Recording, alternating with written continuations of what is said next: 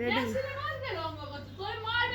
Hello বন্ধুরা, আমি আমার কাহিনী আগেই অনেকটাই বলেছি আমার বিষয়।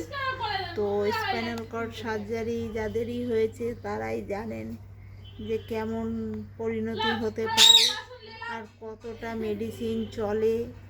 কিন্তু অনেকে আছে হাঁটতে পেরে যায়, অনেকে হাঁটতে পারে না। তো আমিও সেটাই হয়েছে আমার ক্ষেত্রে, যে আমি এখনো পর্যন্ত 7 বছর থেকে হাঁটতে পারিনি।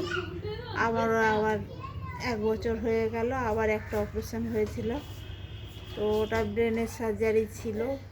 তো যাই হোক, স্পাইনাল কর্ড সার্জারির সঙ্গে সঙ্গে আবার ব্রেনের একটা সার্জারি রিসেন্ট আপনার 1 বছর হয়ে গেল।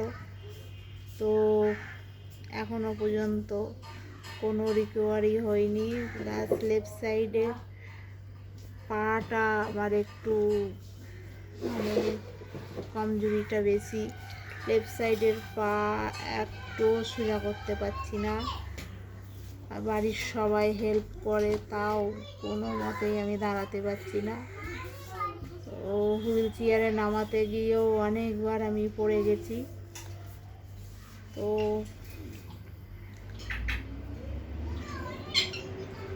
এখন বেশি সমস্যা হচ্ছে বাম সাইডের পাটা নিয়ে, বেশি সমস্যা হচ্ছে। ওটা খুব যন্ত্রণা বাড়ছে। যারা আমার মতো এরকম ধরনের মানুষ আছেন, প্লিজ বলবেন যে তারা কিভাবে, মানে ফিজিওথেরাপি তো হচ্ছে, কিভাবে আপনাদের রিকভারি হচ্ছে।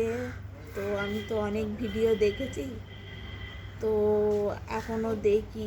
তো আমারও খুব ইচ্ছা যে ওইগুলো দেখে আমি একটু প্র্যাকটিস করি। তো এই পর্যন্তই শেষ করলাম। সবাই ভালো থাকবেন।